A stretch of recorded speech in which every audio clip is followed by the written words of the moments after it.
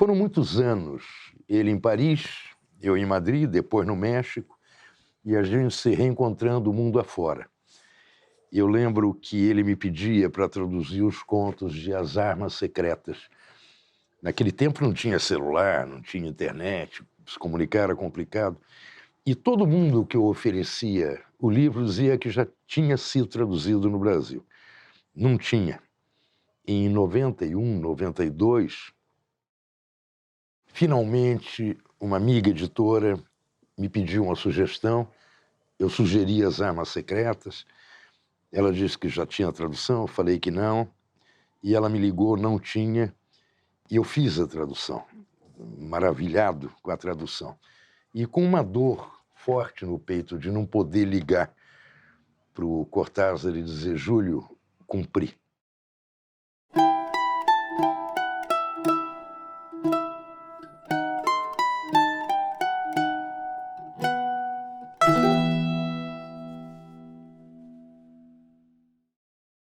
O Cortázar, falar um pouquinho da obra dele, é considerado um dos autores mais inovadores e originais do seu tempo. Ele foi um grande mestre do conto curto, e também tinha uma prosa poética, lírica, especialmente bem construída. Foi o criador de romances que inauguraram uma nova forma de fazer literatura na América Latina. Absolutamente, irremediavelmente argentino. E mais, portenho, que é como são chamados os que nascem em Buenos Aires. Só que ele nasceu na Bélgica, ou mais exatamente em Bruxelas, a capital belga, na embaixada argentina que ficava num bairro chamado Ixelles. E a infância do Cortázar não foi uma infância feliz. Ele era um menino de saúde frágil, de saúde debilitada, passava longos períodos na cama e lia sem parar. Menino lia sem parar. É engraçado porque muitos dos contos dele, sobretudo os relacionados à infância e à adolescência, têm muito de autobiográfico. Muito.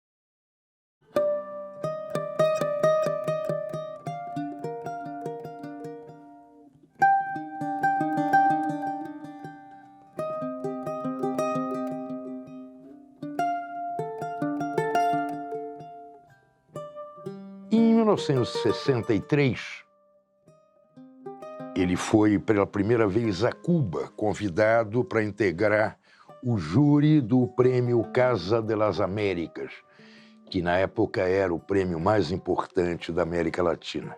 Ele começou a se interessar por política nesta viagem. Ele, até o fim, foi absolutamente leal à Revolução Cubana. Crítico, sim, porém leal. Era dessa estirpe de intelectuais latino-americanos que souberam ser críticos e manter a lealdade à Revolução Cubana. Alguém disposto a abrir a janela sem medo e ver o mundo. Alguém que perseguia de maneira incansável as possibilidades ocultas nas impossibilidades. Ele queria descobrir o que havia dentro do impossível. Um desafiador permanente, o Cortázar.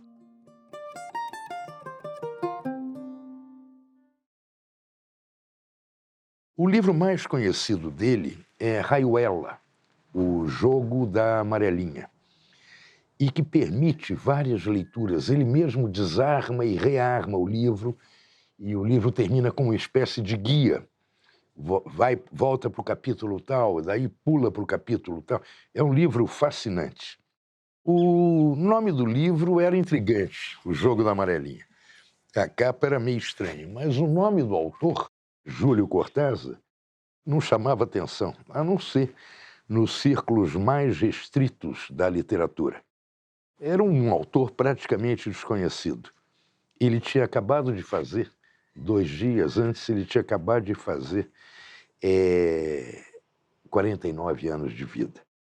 Não era exatamente um garoto, mas era assim que ele se sentia. Aliás, ele se sentiu um garoto até o fim.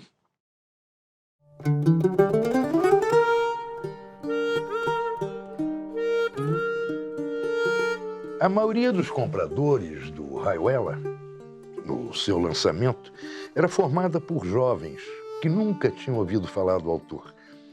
E ele já tinha publicado bastante, grandes livros de contos, grandes As Armas Secretas, Bestiário.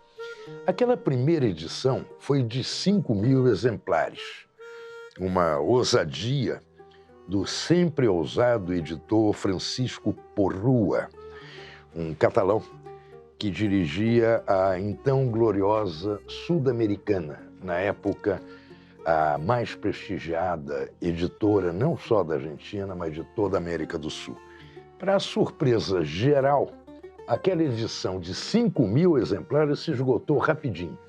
Na vida inteira, com todos os livros anteriores dele, ele não tinha chegado a vender 5.000 exemplares na soma total. Ele estava longe de ser uma estrela visível no firmamento da literatura até o lançamento do Rayuela.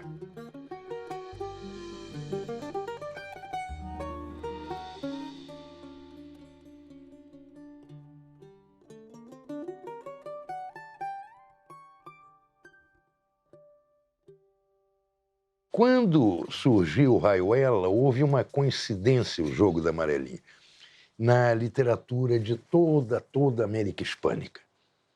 Pouco antes tinha surgido Mário Vargas Llosa. O Garcia Marques tinha publicado um romance, uma novela, uma novela curto, romance curto, exemplar. Ninguém escreve ao Coronel. Carlos Fuentes pipocava. E o Cortázar se somou formando esse quarteto, que é um quarteto-chave da explosão da literatura da América Hispânica, da literatura hispano-americana. Jogo da Amarelinha rompeu todos os padrões, tudo rompeu. Era considerado revolucionário e hoje, relendo, a gente vê que ele tem coisas que podem ser consideradas datadas, mas que se diluem no fluxo da narrativa. Por exemplo, todo mundo fumava em tudo que é lugar. Fumava-se adoidadamente em bares, restaurantes, aviões, fumava em tudo que é lugar. Ouvia-se muito disco, long plays, né? Então, isso é uma memória de época. É também um livro do exílio, de um alto exílio, estranho exílio. Ele cativou os jovens daqueles anos 60, turbulentos anos 60, e ninguém nunca tinha lido nada igual por uma razão muito simples. Ninguém nunca tinha escrito nada igual. É uma prosa que flui, uma prosa límpida, serena. É um livro revolucionário, escrito por um revolucionário.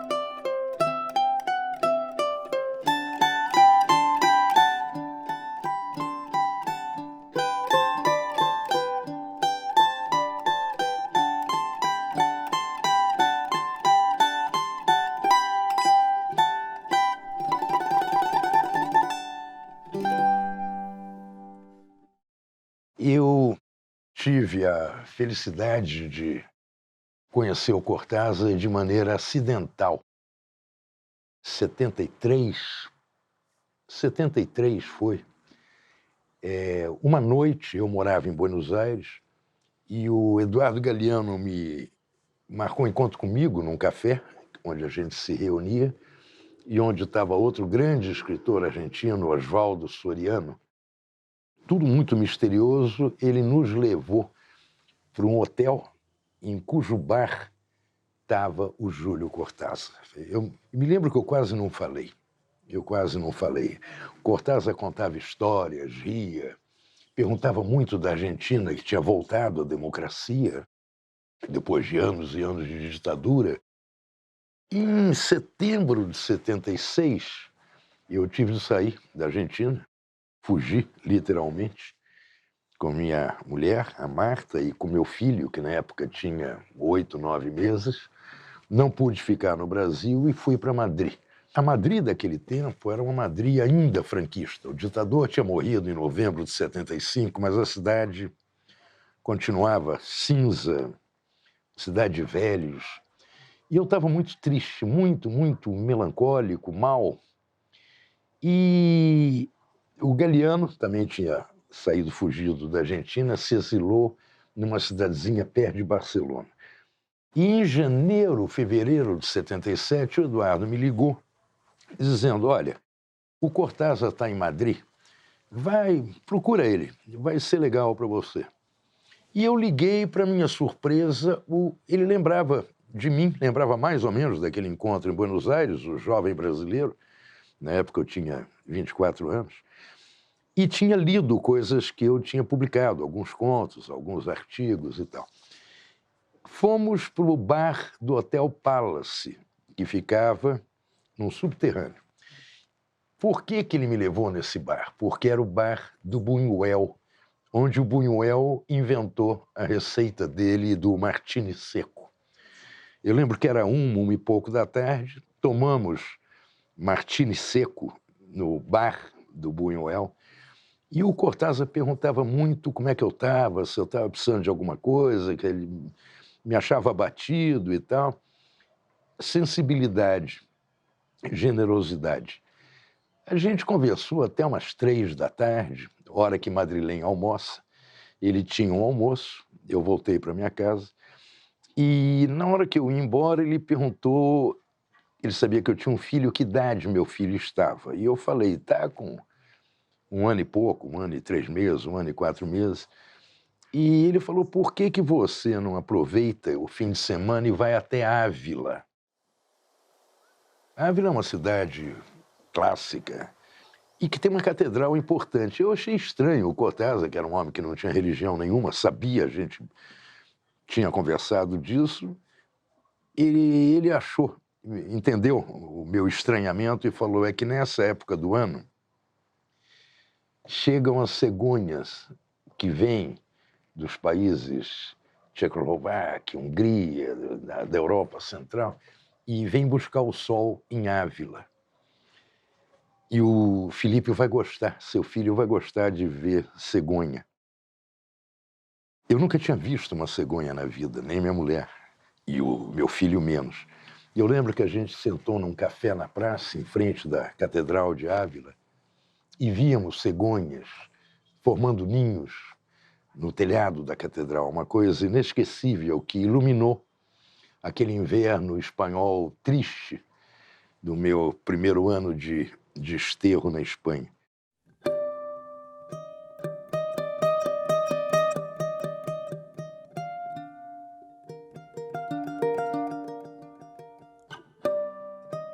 Eu lembro que, mais de 1 ano depois, a gente se encontrou nesse período, muitas vezes ele vinha a Madrid, eu ia a Barcelona, e uma vez ele tinha um almoço perto da minha casa, eu morava no campo, a uns 20 minutos de Madrid. Era verão, a gente tomou um vinho branco ao ar livre, o Felipe já estava grandinho, tinha uns 3 anos, e o Cortázar, na terra em volta da casa, havia um jardim e uma entrada de terra para o carro, o Cortázar desenhou no chão, com uma varetinha, um jogo de amarelinha, uma raiuela para o meu filho.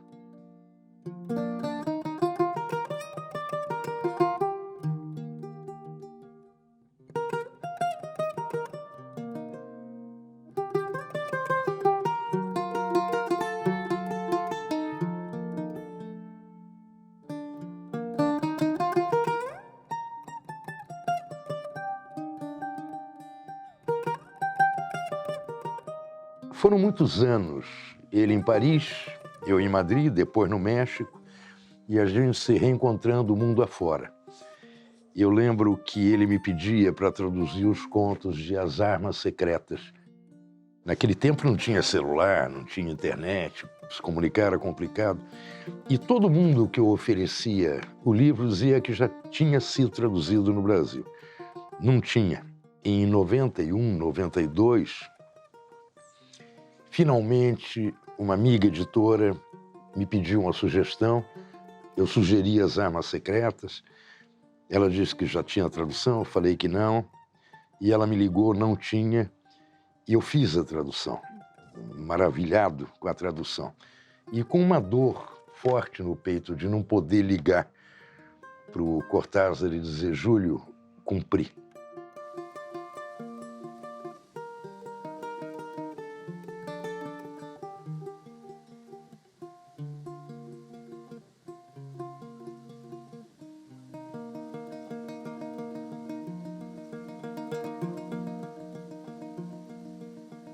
A última memória minha dele, em 83, no México, eu morava no México. E eu tinha estado muitas vezes com ele na Nicarágua sandinista, aquela sandinista de verdade, não essa de hoje. A revolução não tinha sido traída. E o Cortázar foi à Nicarágua e pela primeira vez ele fez uma lista de pedidos específicos. Cada pedido, ele queria o mesmo automóvel que eu tinha atendido ele 2 anos antes, o mesmo motorista, o mesmo hotel, o mesmo quarto, a mesma mesa no mesmo restaurante, a mesma pousada na mesma praia, tudo igual. Ele fez todo esse circuito sozinho. Foi para se despedir da Carol, porque a última viagem que eles fizeram tinha sido a Nicarágua. Ela morreu pouco depois de ter estado lá. Esse era o Cortázar, essa figura generosa, carinhosa, esse escritor inclassificável. Também na Nicarágua, eu tive com ele uma experiência, anos antes, muito curiosa. Os sandinistas ganharam, derrubaram a ditadura do Somoza em julho de 79. E quando foi no começo de 80, eles suspenderam todas as aulas do que era o ginásio do meu tempo, digamos, de 13, 14 anos para cima, e mandaram todo mundo das cidades para alfabetizar gente no campo. Era uma maneira de uma Nicarágua conhecer a outra, a dos moradores rurais, moradores de centros urbanos, alfabetizados, analfabetos. E eu fui com Cortázar num pueblito, numa montanha, longe de tudo, um lugar mínimo. E a gente entrou numa sala de aula. Isso é outra coisa que eu nunca vou esquecer. E tinha na primeira fileira uma menina negra, linda, com trancinhas, um sorriso, uns olhos que brilhavam, uma coisa muito emocionante. E o Cortázar perguntou para ela: qual é a coisa que você mais gosta na escola? A menina tinha 13, 14 anos. E ela olhou para ele e falou assim: os sapatos. Era a primeira vez na vida que ela tinha sapatos. E ele se comoveu muito com essa resposta da menina.